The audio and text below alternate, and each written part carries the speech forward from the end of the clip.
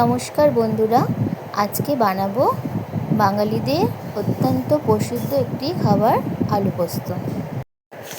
এখন আমি আলুর চোখলাগুলো ছাড়িয়ে নেব।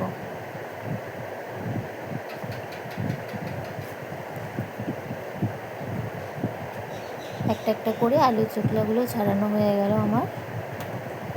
এখন এগুলো ভালো করে জল দিয়ে 2-3 বার ধুয়ে নেব। এই দেখো, ধোয়া হয়ে গেল আমার।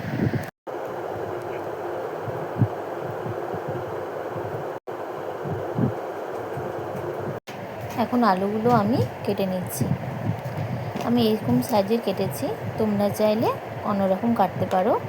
বড় না ছোট না, মিডিয়াম সাইজে কেটেছি।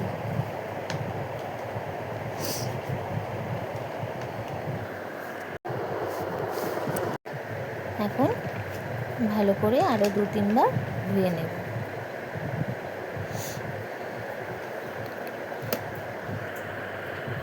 এই যে দেখো, আমার ধোয়া হয়ে গেল।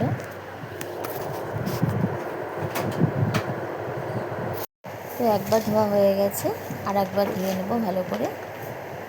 এই যে ধোয়া হয়ে গেল। এখন জলটা পাল্টে আবার পরিষ্কার জল দিয়ে আর একবার ধুয়ে নেব। এই যে আমার ধোয়ার কমপ্লিট হয়ে গেল।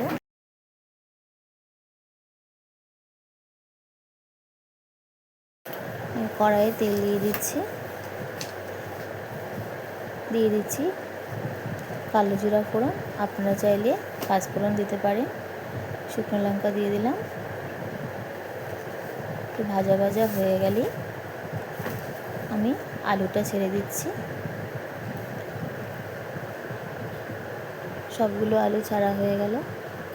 এখন ভেজে নেব লাল করে।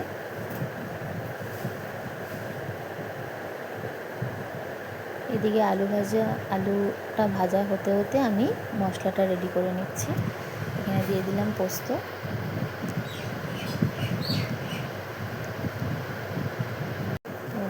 আমি মিক্সিতে বাটছি, তোমরা চাইলে শিলনোড়াতেও বেটে নিতে পারো। আর দিয়ে দিচ্ছি 3-4টে কাঁচা লঙ্কা। তো আমি তো মিক্সিতে বেটে নিচ্ছি। শিলনোড়াতে বাটলে মশলার টেস্টটা কিন্তু আরও দারুণ হয়। তো এদিকে দিয়ে দিচ্ছি হলুদ, পরিমাণ মতো লবণ,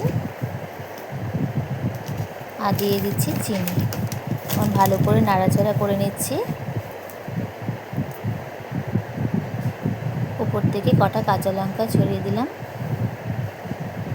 এখন পরিমাণ মতো জল দিয়ে দিলাম। একটু ভালো করে নাড়াচাড়া করে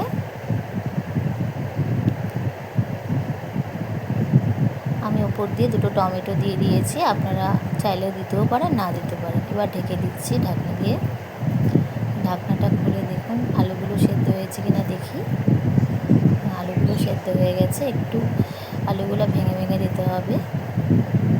তারপরে এই পোস্ত বাটাটা উপর দিয়ে দিচ্ছি। ভালো করে নাড়াচাড়া করে কিছুক্ষণ রাখতে হবে।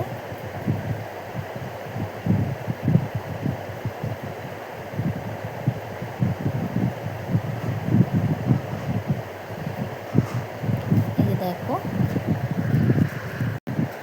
আমার মোটামুটি কমপ্লিট আলু পোস্ত। আর উপর দিয়ে সরষের তেল দিয়ে দিচ্ছি কাঁচা। রেডি আলু পোস্ত। তো কেমন লাগলো অবশ্যই জানিও। পরে আবার দেখা হচ্ছে। ততক্ষণ